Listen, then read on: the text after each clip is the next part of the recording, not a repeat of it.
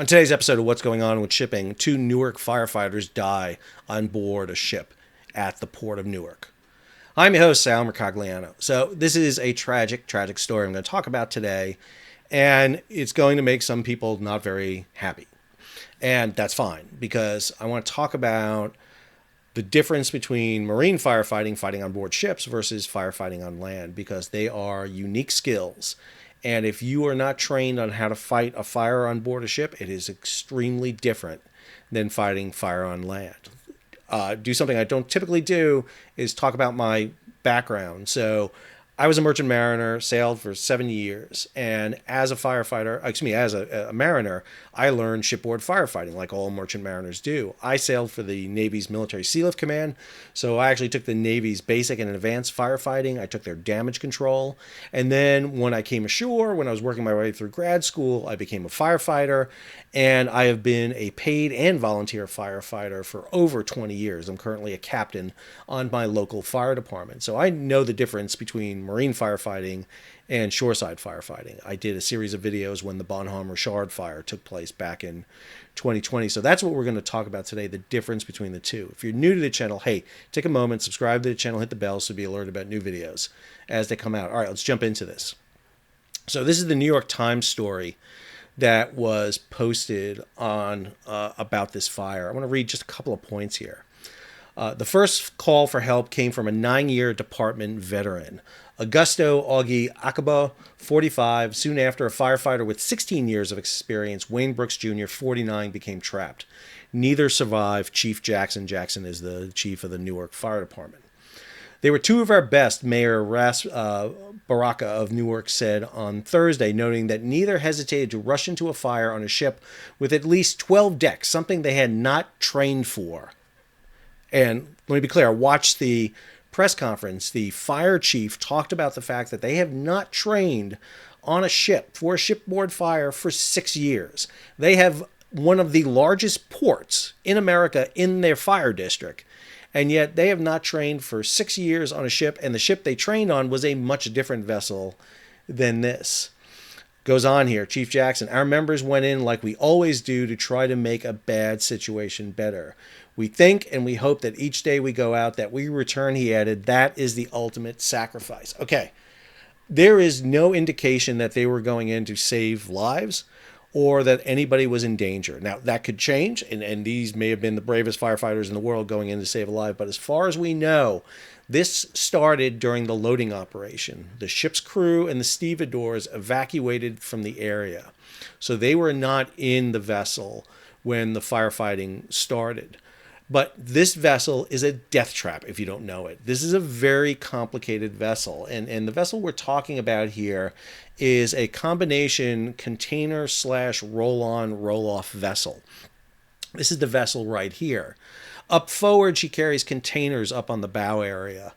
She has cranes to offload and load them. But down below decks here, she has a series of ramps. Think a parking deck. But unlike any parking deck you have ever parked in your life, you drive in on the stern ramp here, on the starboard quarter stern ramp, and this vessel had just come from Baltimore. It was in Port Newark. It's loading vehicles. It's going to head to Providence, Rhode Island next, load more vehicles, and then head to the west coast of Africa. So the vehicles they're loading are a mix of new cars and used cars. So every car that's been hit, pounded, won't drive anymore on American streets is going to West Africa. So just imagine what type of cars I'm talking about here. They load these vehicles from the bottom and the top at the same time, working their way into the middle. And they were loading up here in the very top decks. Now, when I say they load this vessel to the gills, they do. If you think of a parking deck for a second, imagine a parking deck, but not where you normally have vehicles parked on the side, but every space is jammed with a vehicle. Every space. Every space is jammed with the vehicle, bumper to bumper, door to door. That's it. I mean, there were vehicles parked on the upper decks up here, absolutely chock-a-block together, jammed in there because you're not going to have any free space.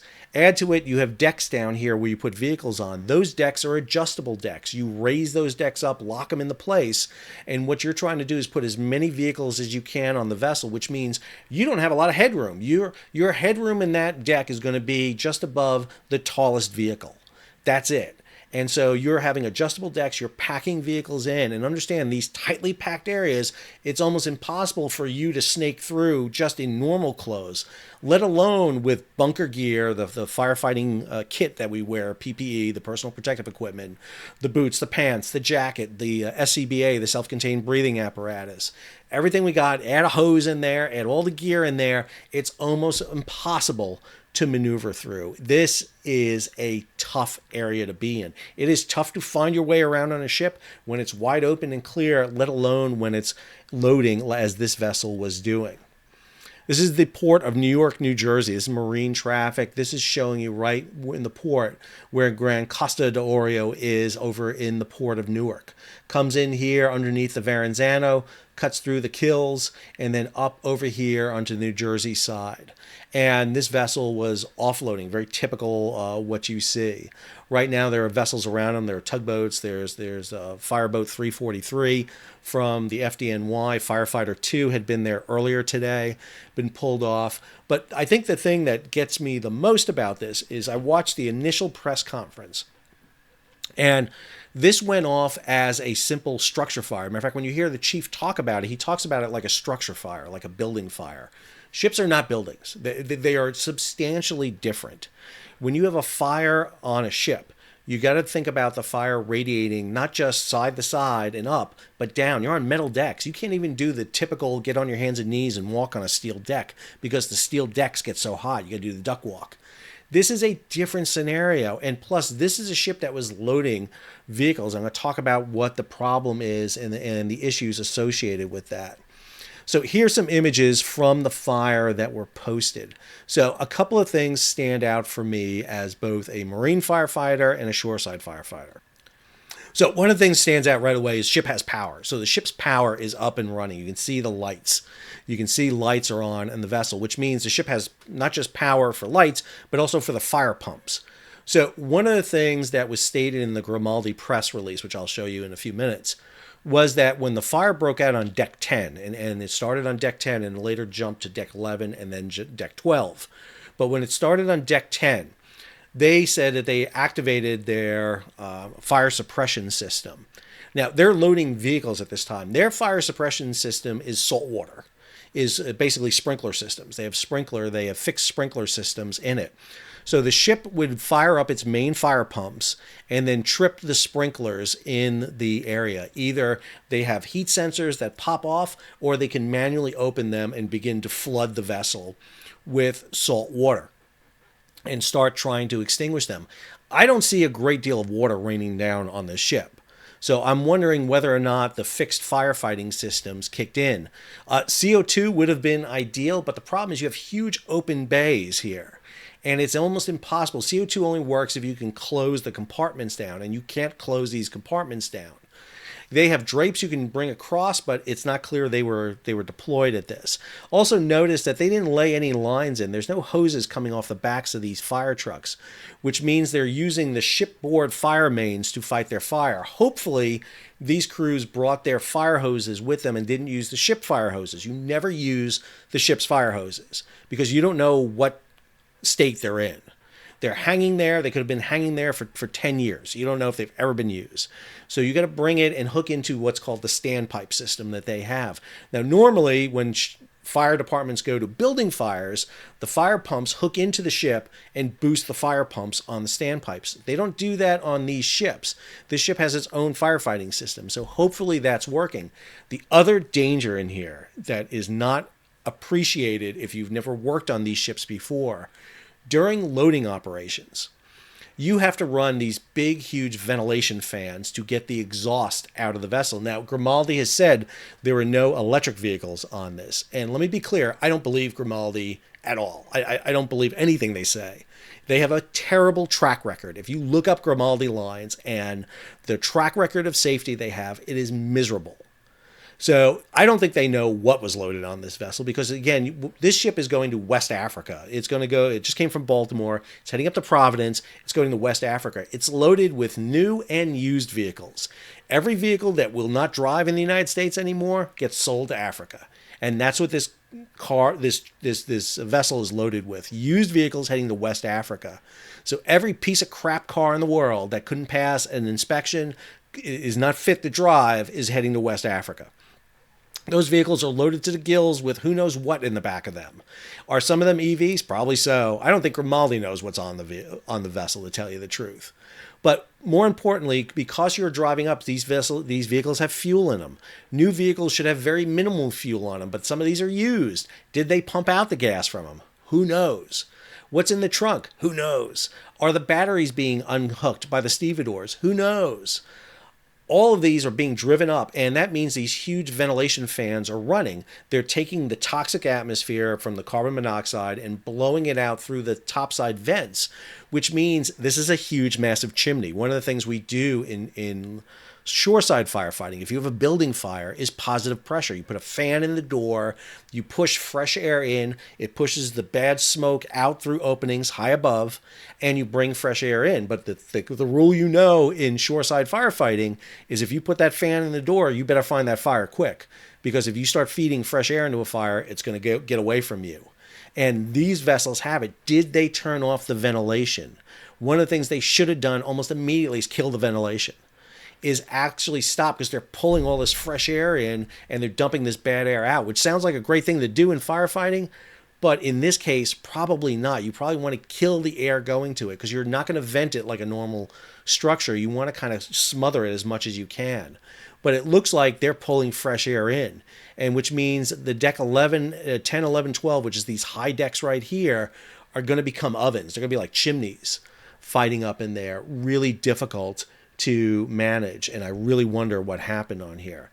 This image is a great one because it really shows you. This is that deck I'm talking about that they hoist and lower up. You can see how they hoist and lower these decks. When you look at these vehicles and you zoom in here and you start taking a look at these vehicles, they're not the same model. They're not the same year, so they're not new. These are all used cars. Some of them are dented. Some of them are dinged up. There is no telling what's in here, but it gives you an idea of how tight they're packed together. Add to it, you have chains across the ground here. So if you're snaking your way through here, this is a maze. It is a disaster. One of the things we train for in firefighters is they black out your mask and you follow the hose. You follow the hose, and there's a way, if you know your hose, bump to the pump. You can follow the hose out and lead your way out.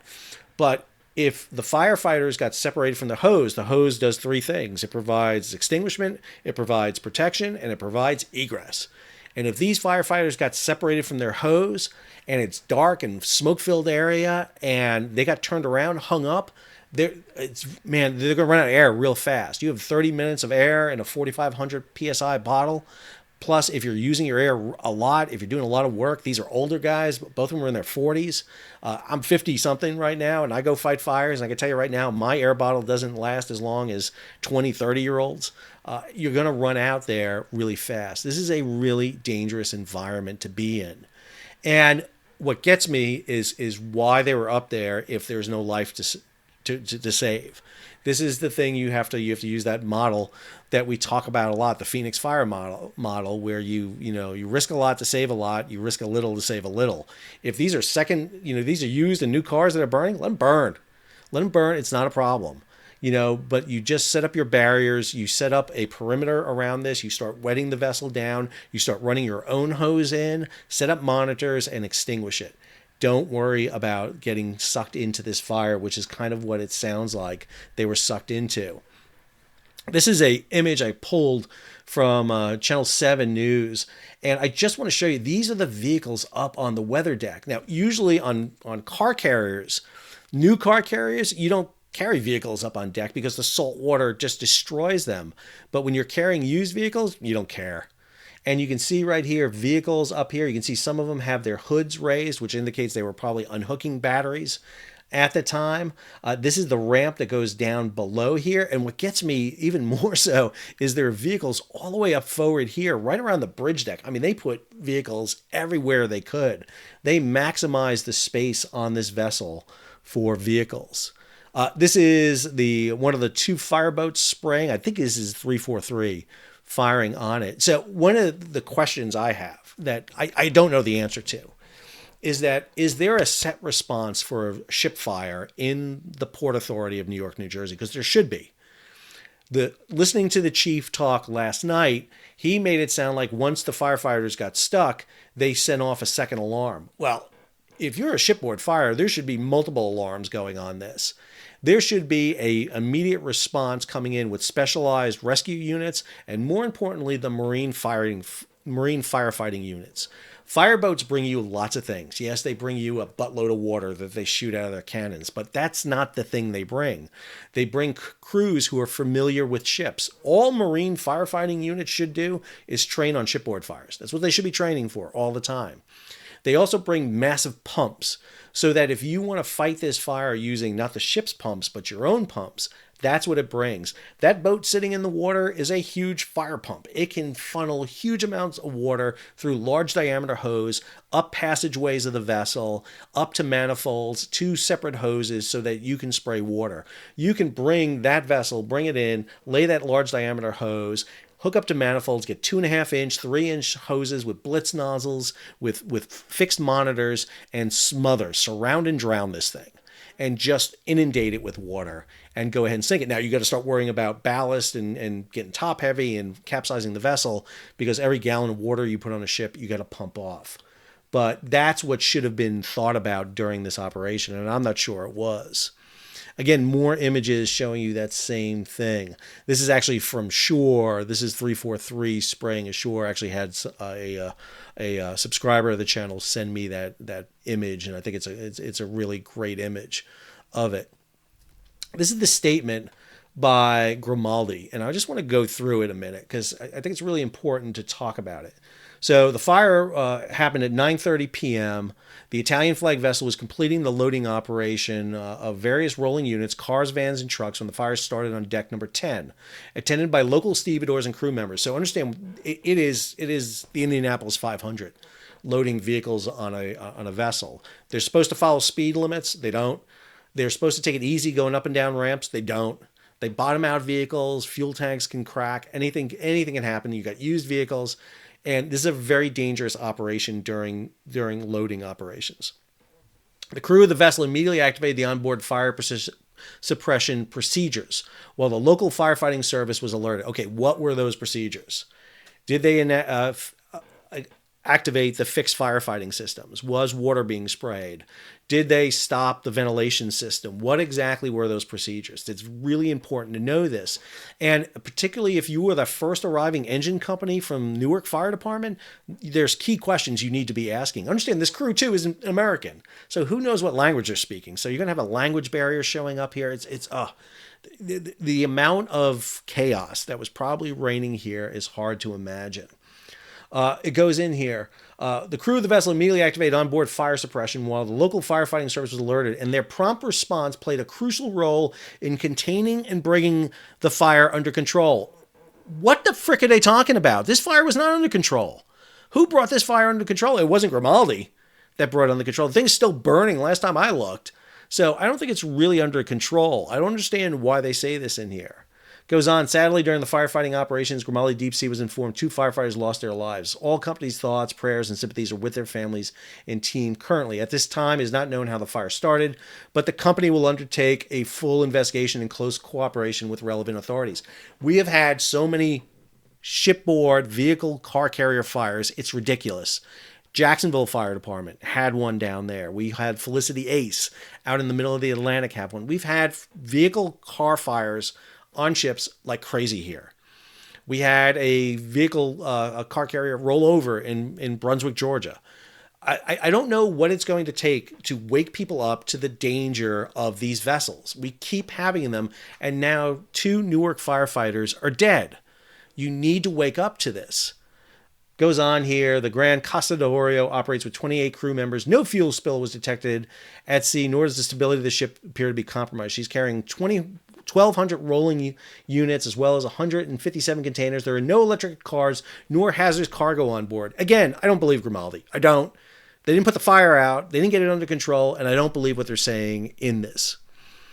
Goes on and just talks a little bit more further about the vessel. And all right, that brings us back to the conclusion. First off, again, my heart condolences, sincerest sympathies go to Newark Fire Department. 2 line of duty deaths is traumatic. And to the families of Augie Akabo and Wayne Brooks, my sincerest condolences. I just, this kills me. You have no idea how much this bothers me. But this is something we need to talk about because we got to prevent this from happening again. We got to prevent the next fire department. I'm a firefighter. Man, we love to go running into a fire. There's nothing better. When you get the tones ring out and you got a structure fire, man, there's nothing better. But you got to be careful running in. And one of the things is I get to be an older firefighter among myself is I got to rein in the younger bucks sometimes. And you got to do that every now and then and decide when's the smart time to go in, when's the smart time to be outside. And again, I understand exactly what they were trying to do. They were trying to get a jump on this. They wanted to get it knocked down, prevent it from spreading, get in there. They see a fire, they start working their way toward where that fire is. But understand, those vehicles are tight together. And, you know, if you have a vehicle fire that I pull up on my engine and go fight, it's a lot different than when it's packed together on a ship. You know, a typical vehicle fire is going to take 1,000 gallons of water. It's going to burn 1,500 degrees. When you're packed together like that, first off, that heat's not dissipating into the air. It's spreading. It's radiating both sideways, fore and aft, down and up. And so you've got to come at this fire from below. You've got to set up your base of operations. You've got to extinguish, and then you got to be protecting the above decks. And if there was an electrical vehicle in here, that's a whole different beast because an EV vehicle burns at 5,000 degrees, not 1,500, and it takes 40,000 gallons of water, not 1,000 gallons of water. Plus, these are used vehicles, so you don't know what the heck's in them or gas tanks filled. Who knows? This is a dangerous, dangerous environment to go into. And when I hear the fire chief tell me that they couldn't train on this because they got to focus on other things, I understand. Listen, I'm a volunteer. I got to train volunteer firefighters. And it's hard to fit everything in for that. It's hard to do it for paid. But this is the port of New York, New Jersey. You have to have dedicated marine firefighting units. You have to wait for specialty teams to come in. You secure the area, you prevent the spread of the fire, but you don't go in until those specialty teams in. We do it for hazmat. We do it for confined space. We do it for high angle, low angle. You name it. We have all these specialty teams. You've got to have that for marine firefighting. Shipboard firefighting is no joke. And if you don't take it seriously, unfortunately, we see what can happen here. So I apologize for the long video, but it's one that really pulls at me. And so a little reason for Sal to get up on a soapbox today. If you have any comments, please leave them below. Have I got everything right? Probably not. We're going to learn more about this. It'll take a year for the NTSB to do their report and figure out what's going on here. Feel free to voice your issues, concerns on it. I get something wrong, tell me. Listen, I'm not perfect by any means. But this is my first take, less than a day in from the fire, what happened here. If you're new to the channel, take a moment, subscribe to the channel, hit the bell, so you'll be alerted about new videos as they come out. Leave a comment, share it across social media, give it a thumbs up. And if you can, don't worry about supporting my page. Go help the Fallen Firefighters Foundation. They help families of firefighters. I'll have the link at the end of the show here so you can go over to the Fallen Firefighters Foundation. Go help them. Express your sympathy to the Newark Fire Department, to the families of those who were lost. This is a tragic, tragic story that shouldn't have happened in 2023. We have to get better at dealing with this. And shipboard firefighting in the port of New York, New Jersey, in the port of San Diego when it's the Bonhomme Richard, up in Victoria when it's the Zim Kingston, or if it's Oakland, or if it's Seattle Tacoma, or if it's Jacksonville, or if it's Norfolk, or anywhere, we need to be serious about fighting shipboard fires because these fires can get out of control quick, but more importantly, we can lose lives, and we have to be ready for them. Until our next video, this is Sal signing off.